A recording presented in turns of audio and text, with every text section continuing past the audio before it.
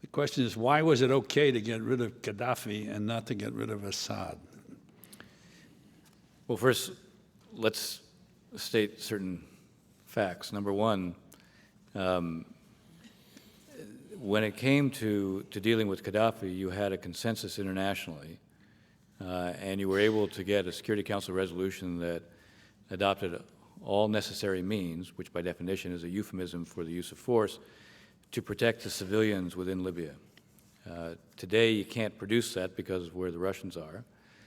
You also have the Europeans who, in the conflict with the Libyans, they used up a lot of the material they have, and they don't have a whole lot more available. So you don't have the same context, you don't have the same capabilities.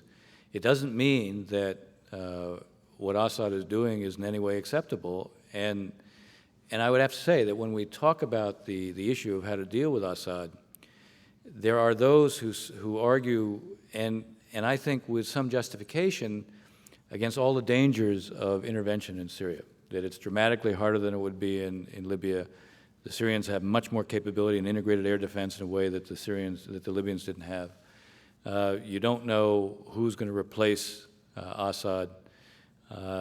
The risk that you'll actually provoke a much longer-term civil war and this disintegration of the state, all these are legitimate concerns. The problem with all those legitimate concerns is if we stay on the track we're on, that's what you're going to get anyway. Yeah. So we do have to find a way to accelerate the departure of Assad. David has heard me say this, but I've been thinking about it for a while.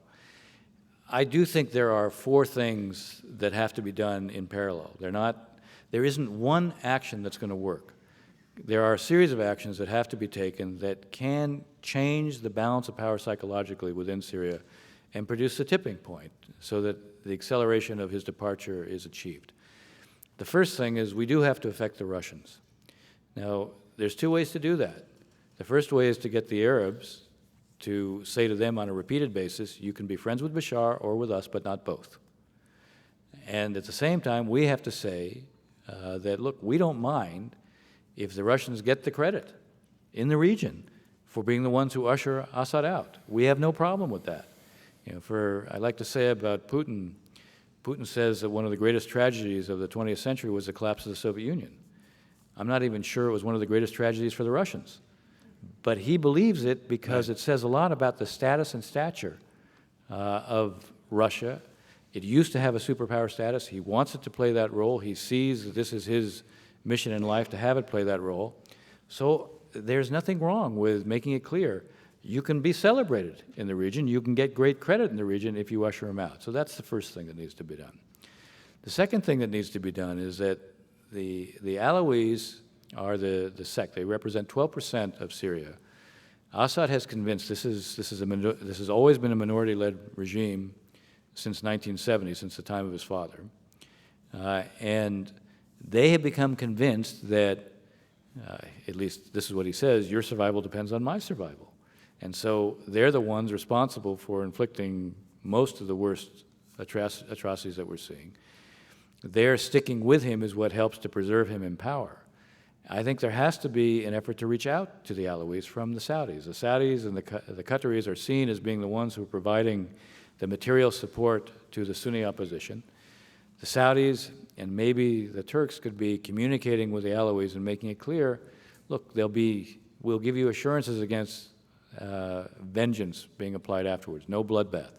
But our ability to provide those assurances and deliver on them is a function of how soon we get Assad out of there. Because even if we want to deliver on the assurances, if everything falls apart, we won't be in a position to do so. The third thing, the Syrian National Council is the opposition on the outside. Now they have petty rivalries, they haven't gotten their act together. There's been a constant effort to try to offer greater recognition in return for them doing more to get their act together. I would say at this point, it's time just to anoint them anyway and say, look, for the future, there is an alternative. The alternative is dramatically better than the one that's there. There's an inevitability to it, and this too can have a psychological effect. And then the fourth thing, I do think it's time to talk seriously about creating a safe haven in the northern part of Syria. We did that for the Kurds in Iraq. We did it for a long period of time. It did not turn into a widely expanding Could you military do it mission. without the Turks' cooperation, or No. could you get the Turks' cooperation? You need to have the Turks' cooperation. I do believe what I hear from the Turks is that they're prepared to do it if either there's a Security Council resolution, which will be hard to get with the Russians, if not impossible, or NATO support.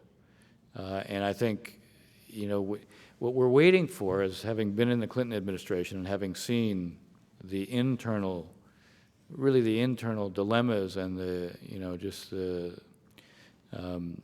emotional distress that we had internally at what was going on in the Balkans, and how Srebrenica provided this kind of emotional point of energizing us and the world to say enough already.